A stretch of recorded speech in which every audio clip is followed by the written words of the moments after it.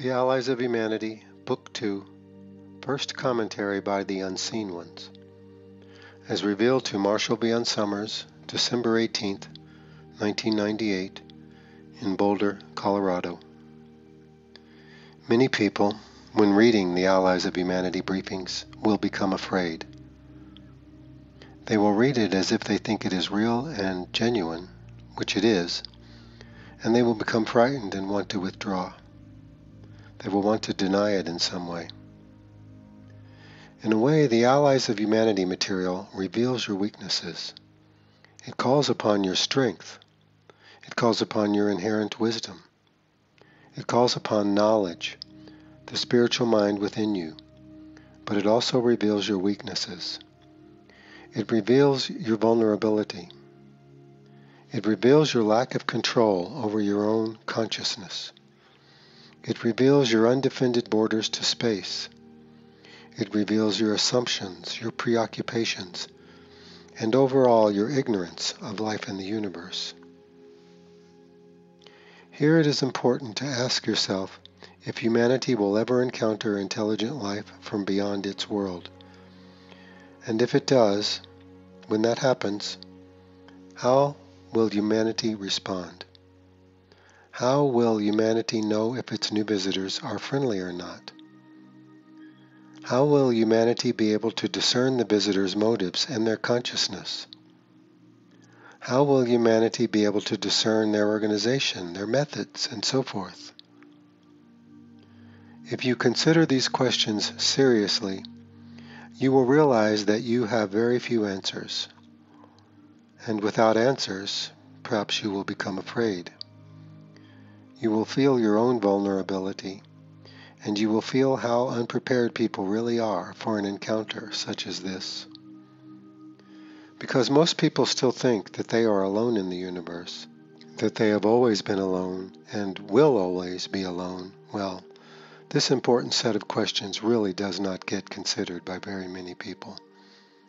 And even those who do consider it often think very romantically about life in the universe, and what it will bring humanity, and how much humanity will gain from this encounter.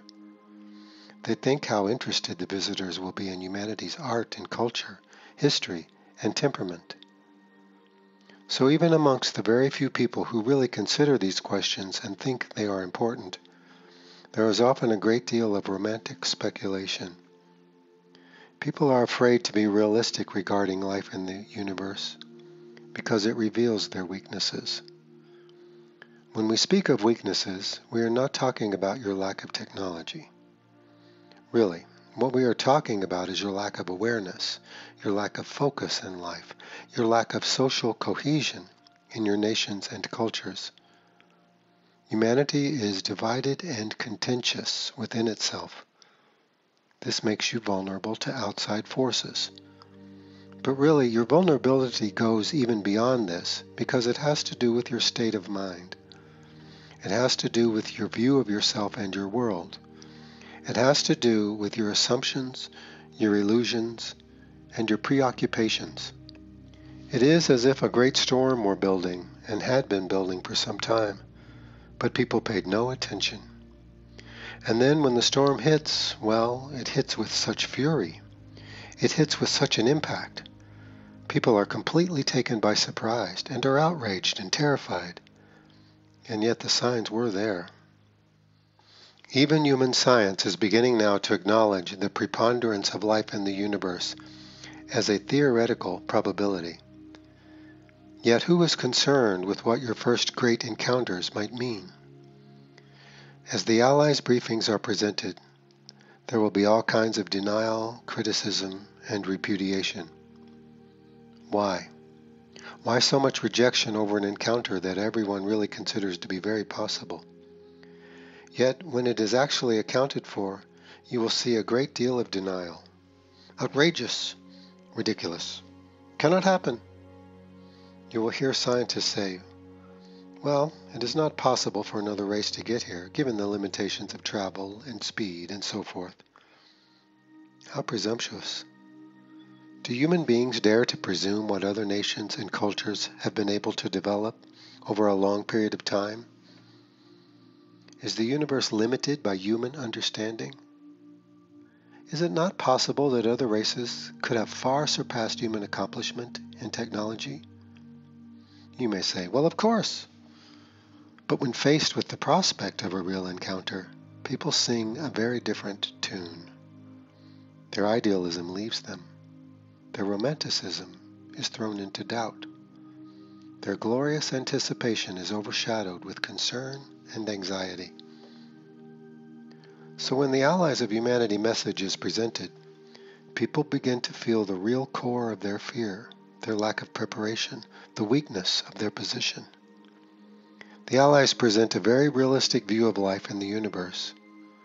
They are not here to answer every question that you may have, but instead to give you an awareness of what is really occurring in the world today, and also to dispel much of the fanciful speculation that surrounds the prospect of humanity encountering other forms of intelligent life. Even fanciful expectation, hopeful expectation, really has fear at its core because you are uncertain, because you do not know, because you are unprepared, because you realize in a moment of honest recognition how vulnerable you really are, living on the surface of your world, exposed to the universe, and undefended. Think for a moment if you were another race visiting your world, and you wanted to just simply observe human behavior. Just observe it without interfering.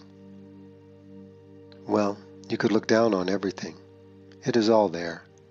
Human activity, human involvements, human conflict, human relationships, human technology, human communication. It is all available to the discreet observer. Therefore, it is very important to understand why people are afraid. The fear of the reality of contact is deep-seated. Many people have this very glorified view that they are at the pinnacle of God's creation, that their religions are built upon the preeminence of human spirituality and human identity. What will happen when they find out that humanity is one little race evolving within a greater community of intelligent life, and that this race is actually very weak, divided, and insignificant in the vastness of the creation? People's religious views cannot tolerate this kind of realization.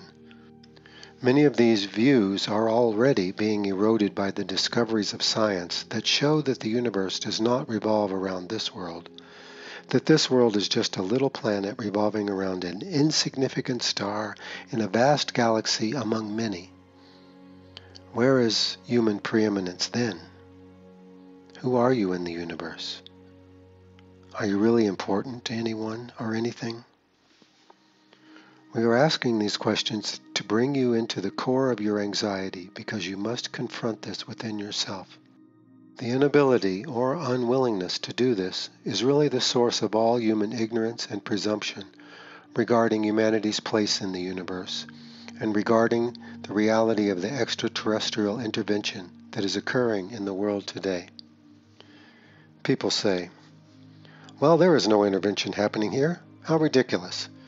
It is all the fancy of certain people and their need for attention or their boredom or something. What are you really hearing here but an excuse? This is the way that one pacifies oneself from experiencing real anxiety. If you could consider this rationally and objectively, you would say, well, of course we would be visited at some point. I mean, if there is intelligent life in the universe, someone out there must know that we exist here. And if you are not limited by the limitations of humanity's science, that opens the door to many more possibilities. If you can ask these questions, you might think to yourself, yes, of course humanity will be encountered. Yes, our resources will be scrutinized. Yes, our world will be evaluated. Yes, there are other powers in the universe that would perhaps want our world to be part of their organization. And yes, they would want to take advantage of this beautiful place in some practical way. You see, these observations are so obvious. These speculations, if you could call them that, are so reasonable, but people will not consider them. They will not face them because of their anxiety, because of their fear. In fact, the reality of life in the universe, the encounter with life in the universe, and the intervention itself together represent the most denied reality in the world today. People will think, it is not important. I have my job. I have my family. I have, my own daily problems. I mean, why should it matter to me? What are you talking about? If there is an intervention going on in the world, do you think that it is not relevant to you and to your life and to what will happen to you? Do you see here? This is isolationist thinking. The Allies briefings bring home the reality that humanity's isolation is over. But the isolationist thinking continues, unabated.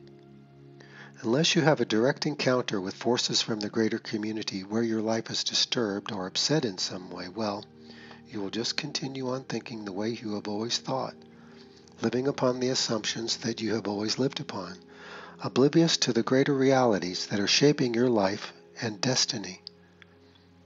And how can God reach you to tell you to become alert and aware, to make you responsive to these greater realities that are changing your life and destiny? People love the idea of a God out there that will throw them a life preserver when they are drowning. But the idea that God will interfere in their life and show them something they really don't want to see, well, that is really a test of faith, isn't it? That is exactly what is happening today. That is why the teaching in greater community spirituality is in the world, because this is God's message, to alert humanity to this greater reality and to prepare humanity. The awareness is not enough. If the awareness engenders primary anxiety and fear, people will not know what to do. They will say, "Oh my God, what do we do?" And they don't know what to do because they have never had to respond to this directly before. That is why God's message brings with it the preparation so people can begin to think like they live in a greater community. Then they can begin to become aware that there are greater community realities out there that are going to have a direct impact on them, their lives, and their world. The preparation must give you this greater awareness and consciousness, this sensitivity. Otherwise, you are like an ant colony in a field that is about to be plowed under. And the poor ant colony has not a clue of what is about to happen. Up until the moment of their destruction, well, life will be as it always has been. But you are not ants, and you have a consciousness. You can consider the future, and you can think about things that are beyond your visible range. And you can consider yourself living within a larger arena of life, both within the world and beyond the world within a greater community. As you develop this greater community awareness, you begin to see that your world is a very special place, with wonderful attributes. And you may think, well, of course others would be interested in our planet, and interested in us. Not because we are magnificent, but because we are the stewards of this place. We control this world. And you would begin to think very, very objectively about your situation here. However, even people who claim to be objective and scientific in their perspective are really still governed by this fundamental fear and anxiety, and are still living under the general denial of the fact that the world is being visited and that the intervention is occurring. They are in such a state of denial that they will not even consider it. They won't come near it. The information, the evidence, is all over the place, but they won't even come near it. They will just say, "Oh, no, that's all foolishness. It's just insecure people trying to get attention." They are in denial. They think they are being reasonable, but really they are being so unreasonable. They are supporting and fortifying their own ignorance and the ignorance of others. And even if they cannot accept that the intervention is occurring, well, the prospect of life in the universe is still a very wondrous, romantic journey to them. It is like something that you dream about in the most glorious ways. Oh, we will meet these advanced races who will give us so much technology and enlighten us on how to live in peace and so forth. this is all foolishness. They have not a clue what is happening out there in the universe. If these reasonable people are given a greater community perspective, which the teaching in greater community spirituality provides, oh my God, it touches that core fear and anxiety. And they feel in that moment how utterly vulnerable they are, how undefended they are, how unprepared they are. And you look at people and they don't have a clue. And they don't want to have a clue. And you look at your world and you say, oh my God, we could be overtaken without our even knowing it. If you did not have the preparation in greater community spirituality, if you did not have anywhere to go with this awareness, it could be overwhelming because you would think that you had no recourse. It is as if humanity, like an unsuspecting native tribe, were just waiting to be taken over by someone else. Then, of course, there is the problem with the assumption that technology equals salvation. This is becoming a modern religion in many cultures in the world. Developed nations increasingly believe that technology really is their salvation now. There is a problem? Well, technology will solve it. There is something we can't understand? Well, technology will overcome it. There is a situation that could arise for which we are unprepared? Well, technology will meet the challenge. We will meet the challenge with our technology in the 11th hour.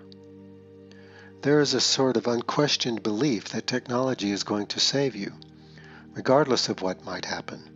Technology mixed with human ingenuity, that is.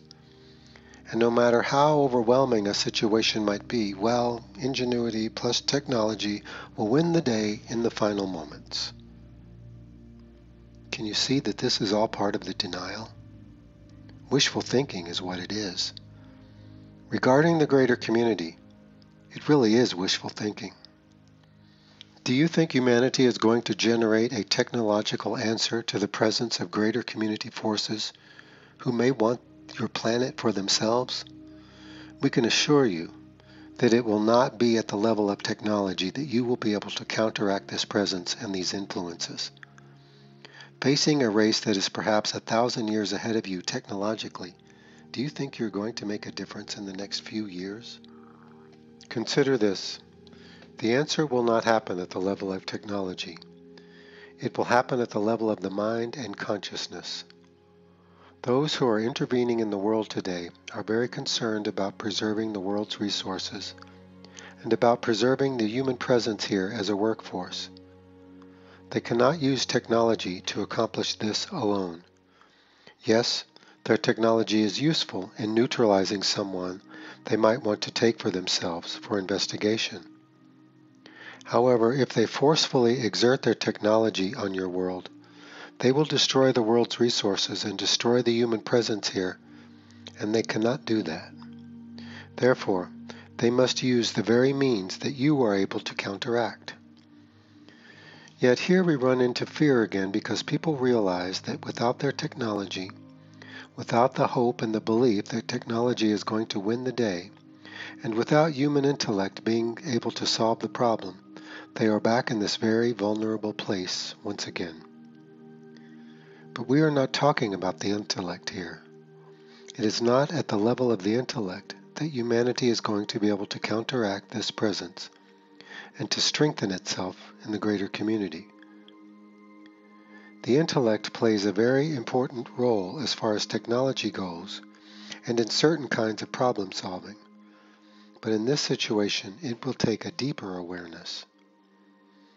After all, some of your most intellectually brilliant people are in total denial of the intervention and think life in the universe is some distant possibility. And you ask yourself, well, if they are so brilliant and so well informed, why can't they feel this presence in the world today? Why can't they even face this as a possibility and study the evidence rather than dismissing it out of hand? If people are so smart, how can they be so stupid? Ignorance is one thing. Ignorance can be compensated by gaining information and perspective. But this is not merely ignorance. This is arrogance. It is the assumption that you know what life is in the universe. Oh my God. Humanity knows what life is in the universe? Oh my God. Humanity is so far from knowing what life is in the universe, it is pathetic. Given the unfounded belief in technology as the source of human salvation, many people think, well, more technology is more salvation. And they think that technologically advanced races have evolved beyond being self-seeking and contentious and devious. They think that technologically advanced races do not have conflict, and that these races have outgrown the chronic problems that humanity still faces. What a ridiculous assumption. You have technology today that your forefathers 100 years ago could not even imagine. And yet, have you overcome these problems yourselves? Therefore, do not look to the experts to give you the answer. You must find the answer yourself, because the experts may not know and may not want to know. Remember, they are human beings just like you, and they have their own thresholds of fear and anxiety that they may not be willing to face. In a way, the intervention is the most challenging thing that could happen to humanity. Part of humanity's liability or weakness here is its presumption that it really understands life, that it really knows what is happening in the universe, that it understands who can travel, who cannot travel, and how long it takes to get to planets. It assumes that human understanding sets the standard for all understanding in the universe. This is human arrogance, which supports and fortifies human ignorance. It is presented in the teaching in Greater Community Spirituality, and it is presented very boldly in the message from the Allies of Humanity, that life in the universe is challenging, difficult, and competitive. And if you approach life in the universe romantically, or if you deny it altogether, you do this at great risk. What really needs to happen here is a whole new shift in human awareness and human learning. It is as if you have reached this great threshold, and there must be a completely new paradigm of understanding. It is not simply that you are building on past understanding, adding another feature or another dimension to human awareness. It is really that you have to make kind of a leap here. This is because human understanding is still so grounded in an anthropocentric view of the universe, with humanity at the center of everything, and the unquestioned belief that life in the universe functions according to human values and ideals. For many people, there is still this idea that God is primarily concerned with humanity as the centerpiece of creation, and that everything else is just sort of wallpaper to this great human drama. Look at your religions. Are they really equipped to deal with the realities of the greater community? Let me give you this analogy. There are native tribes that have been overtaken and cultures that have been assimilated and destroyed countless places in your world in the last 500 years. It is still occurring today. They have their religions, which can be very expansive. But their religions usually do not include the reality of human life beyond their borders, which puts them in a very vulnerable position because they really don't know how to respond in the face of an intervention. Compared to the greater community, humanity's outpost in this world is like a little village in the jungle. And when this village is confronted with forces coming to seek advantages, what can it do? Well, interestingly enough, it can actually do a great deal. The first thing is to become aware of the intervention and to face your own fear and anxiety. Here it is necessary to see how ill-prepared you are, how vulnerable you are, and how easily even you could be persuaded to think and to believe that the visitors are here for your benefit. This is the first threshold, a threshold which unfortunately many people will not cross. They will withdraw or go into denial or cast a very preferred perspective over the whole matter. The first threshold is to recognize your situation. Even if the intervention were not occurring at this time, you know it would occur at some time. You see, it's interesting. People have their grand notions of intelligent life in the universe and advanced technology and other races of altruistic beings out there floating around. Yet the thing that people are most afraid of is that they will encounter others like themselves, but more powerful. What is the thing that people are really afraid of regarding the prospect of encountering intelligent life from beyond the world? They are afraid they will meet themselves. In a different form, perhaps. Perhaps the visitors will look different and use a different language and a different means of communication.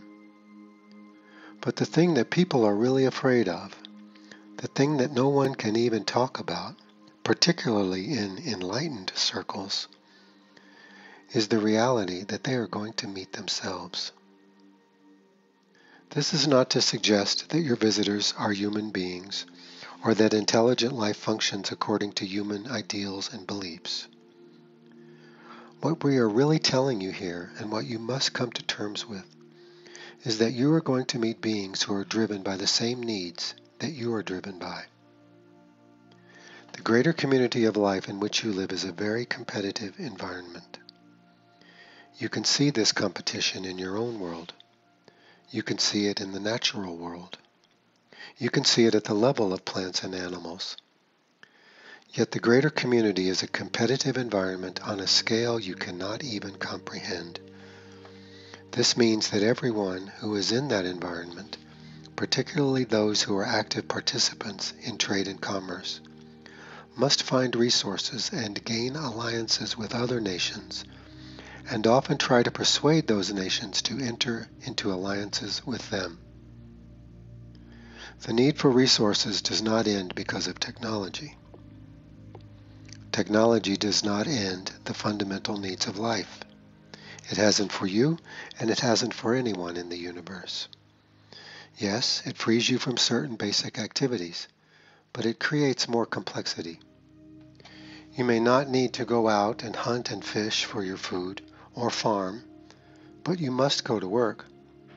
You must maintain a much more complicated life in order to afford the food that you need to eat. Technology has freed you from hunting and gathering, and has freed you from basic agriculture, but it has not freed you from the need for resources. Indeed, it has made your life more complicated and more exciting, but in other ways more difficult and more stressful. It is the same with life in the universe. Everyone has to eat. Everyone has to maintain what they have created. Everyone must deal with other forms of intelligent life that may be vying or competing for basic resources. Do you think an advanced nation in the universe does not have a great need for resources? The larger nations or organizations may become, the more restrictive they will be regarding personal freedom for their constituents, and the greater the need will be for order and conformity. That is why in the universe the really free nations are small and isolated. Their technology has given them advantages, but they must protect it and keep it hidden. It would be like you getting $1 million and going out into the marketplace with your $1 million. Well, what a rude shock. Now everyone is your friend. Now everyone wants to invite you to invest in their endeavor, in their project, or they need your financial help because they are in difficulty. If humanity were ever able to travel beyond its borders and carry its great incentive and enterprise into the universe, it would be like the little housewife having $1 million and going out into the marketplace. You would not last very long. You see, this reality of life, which is so denied, is something that must be faced. Who will you meet in the universe? You will meet others like you, not exactly like you, not looking like you, or talking like you, or dressing like you, but they are like you in their needs. And those who are resource explorers in the universe are not the spiritually enlightened. Therefore, it is necessary to counteract many of the prevailing assumptions and beliefs, fantasies, and myths, because otherwise you cannot face the situation. And if you cannot face the situation, it will overtake you. People pray to God for guidance, for strength, for courage, and for peace. And God sends greater community spirituality as a preparation. And people say, "What is this? I did not ask for this. What will I do with this? It isn't relevant." You don't know what's relevant. What you think is relevant may be important to you personally, but it's not going to protect your rights and your freedoms in the future. Humanity's encounter with intelligent life in the universe is not the product of human journeys into space, or human science, or human philosophy, or human religion. It is the result of the intervention. It is the result of other races coming here in order to preserve the world for themselves, believing that humanity will destroy the world in its conflicts, that humanity will ruin the world's valuable resources. Think about this. This is how people would react. If, let us say, developed nations in the world found some little tribe in the recesses of the jungles who were sitting on tons of gold or other kinds of minerals, or had vast forests full of valuable woods, do you think that the advanced nations would not intervene, particularly if they felt these resources were going to waste? Or how about if the natives were cutting down all the trees because they liked the sunlight, or they wanted to grow their own food? Well, the nations of the world would be in there doing everything they could to get the resources, either legally or illegally. That is what human nations would do. Do you think they would sit by and let the natives just despoil or neglect what they have? Of course not. Well, if the land is of no value to the powerful nations, sure, give them their reservation. But if they are sitting on $100 million in gold, that would not be a reservation. Your world is viewed like that by your visitors and by others in the universe, who see this precious little world and this race of relatively destructive beings destroying its natural resources and violating its natural laws. Do you think this would not produce an intervention? Some people think, well, of course, they would come and ask permission to be here, and our nations, our governments, would work out a deal. Oh my God, are you kidding? What would happen instead is that those intervening races would establish a plan of intervention and integration because they want to preserve the human workforce. They cannot live in your world. They will have you do all the work.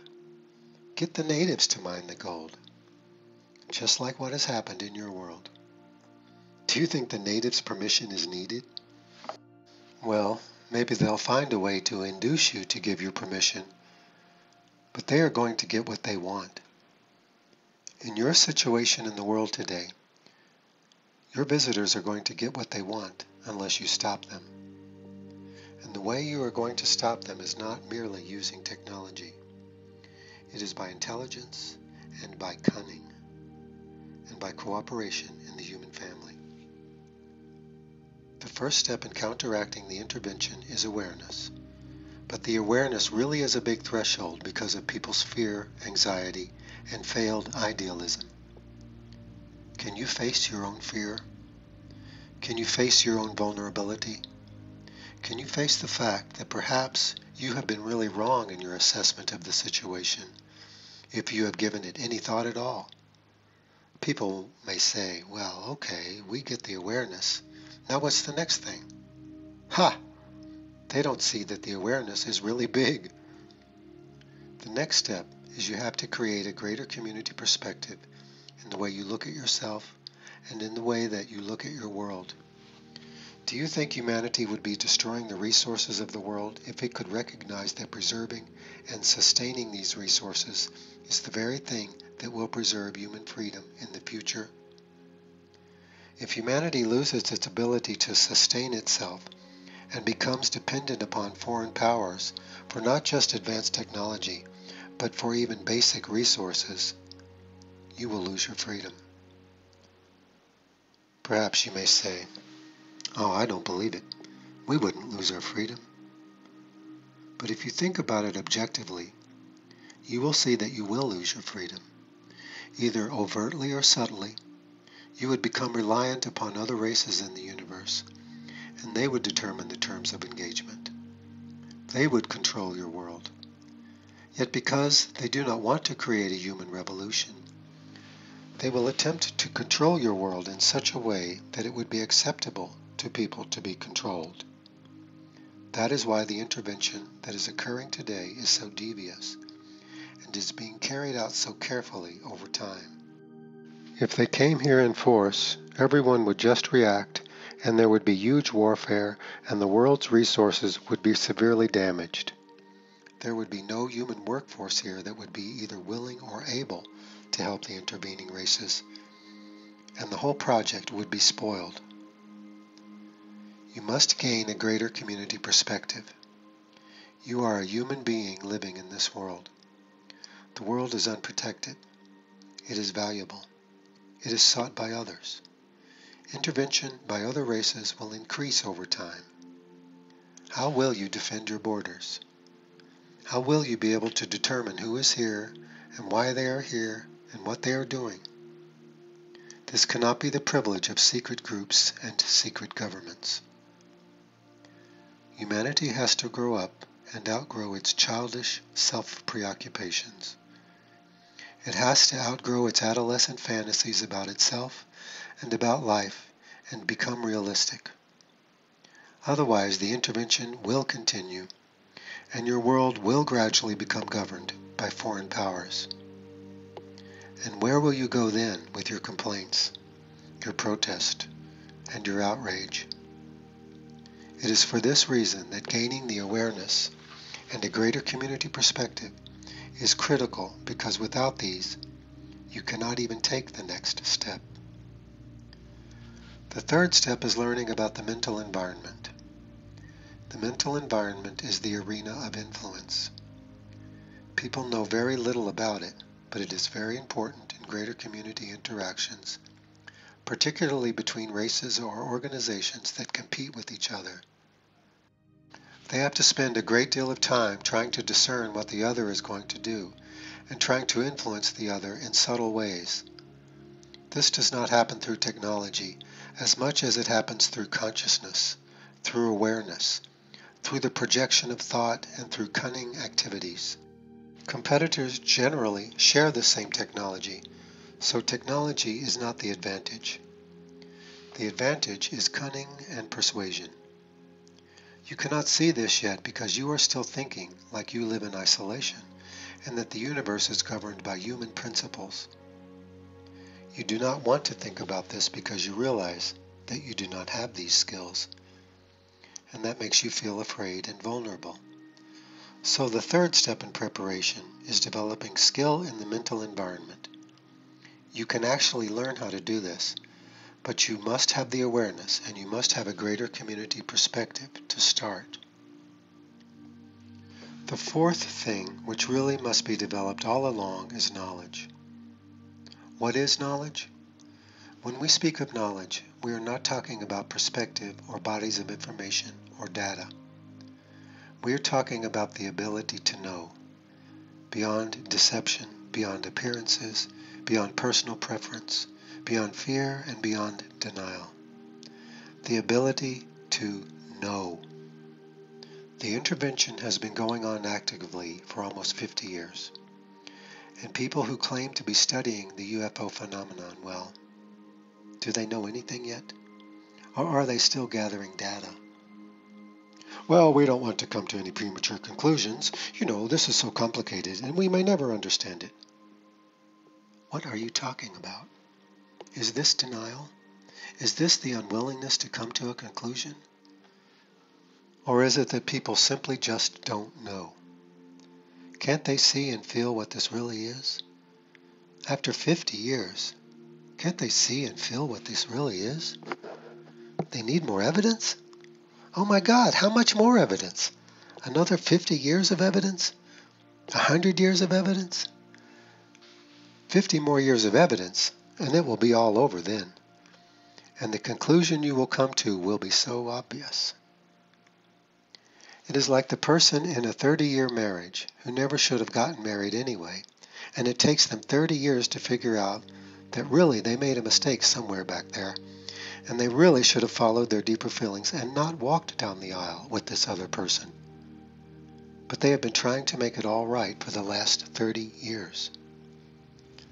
Without knowledge, you will only know what others want you to know. You will only think what others want you to think, whether it be your parents, your culture, your social group, your government, or the greater community.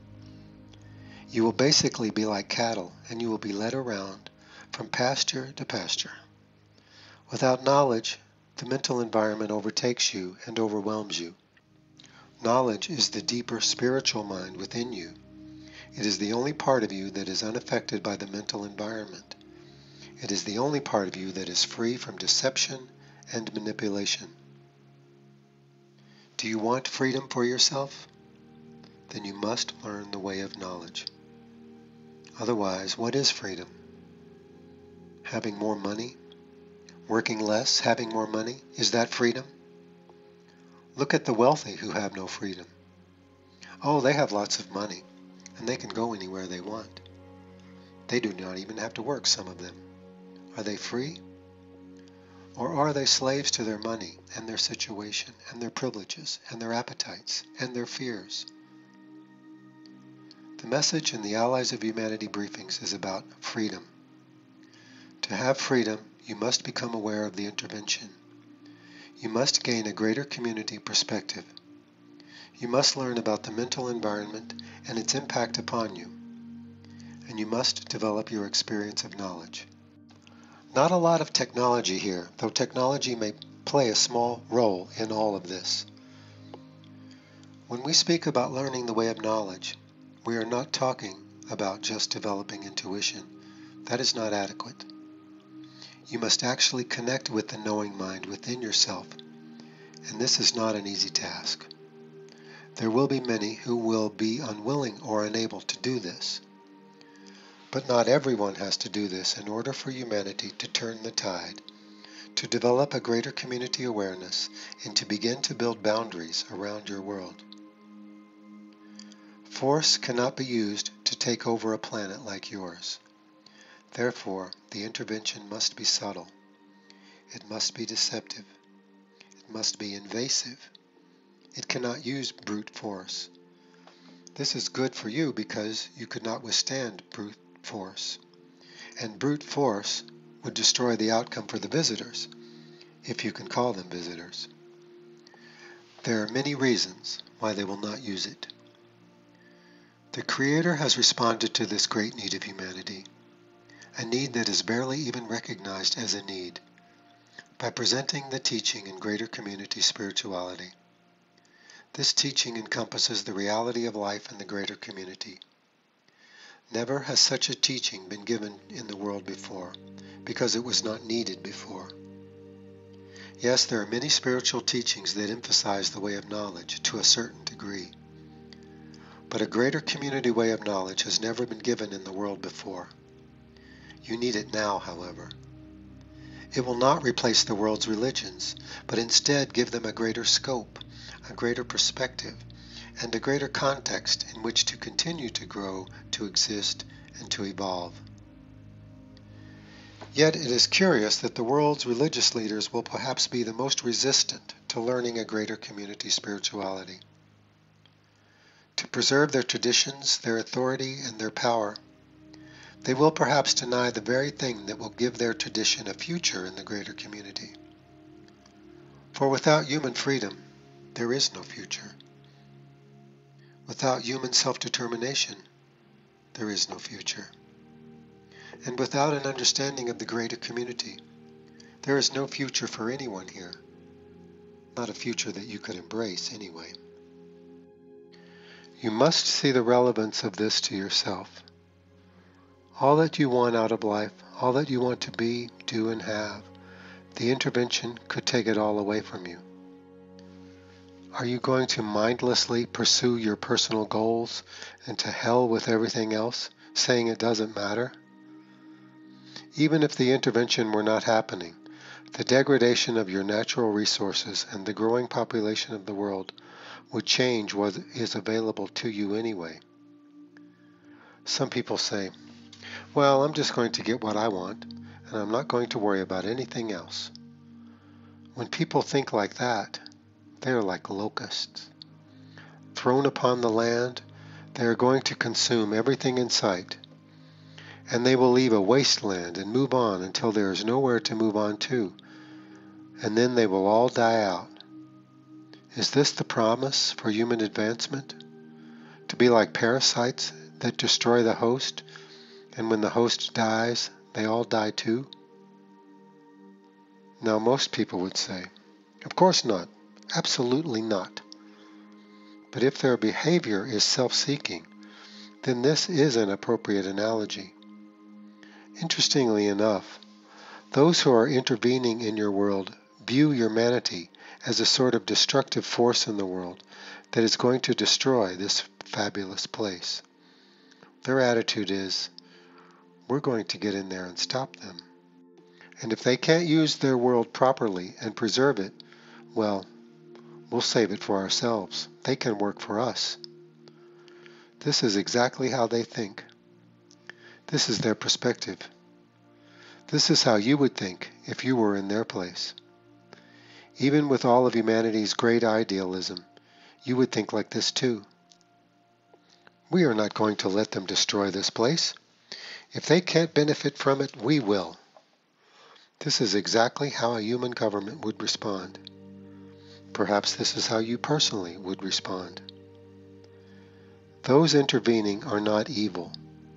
They simply see the situation from a certain perspective. They are not guided by knowledge or spirituality, or they would not be intervening here.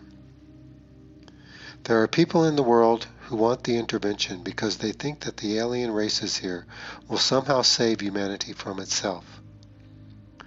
They believe in the same perspective as the alien races themselves. Sometimes they reach this conclusion within themselves. Sometimes this thinking is encouraged through the intervention. Yet the result is the same: loss of human freedom and self-determination, which will be very complete. If you think about this, you will realize that this is the worst possible scenario for you. This is why the Creator is providing the preparation for the greater community.